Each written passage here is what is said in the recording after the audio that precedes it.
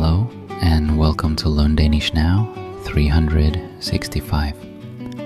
My name is the Nordic Educator.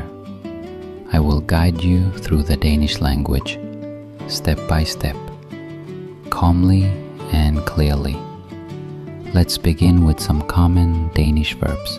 At ånde, to breathe. At åbne, to open.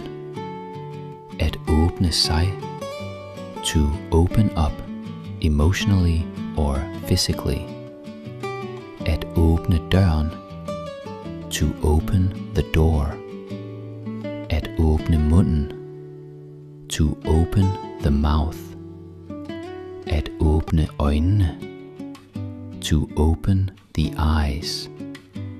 At åbne en butik, to open a shop.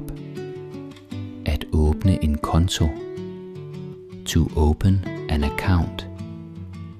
At åbne op for noget, to open up for something.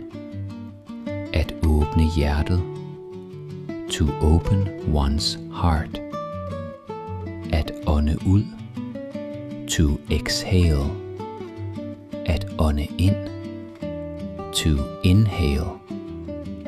At ånde tungt, to breathe heavily. At ånde lettet op, to sigh with relief. At ånde hurtigt, to breathe quickly. At åbne filen, to open the file. At åbne vinduet, to open the window. At åbne for lyset, to turn on the light. At åbne for vandet, to turn on the water. At åbne muligheder, to open opportunities.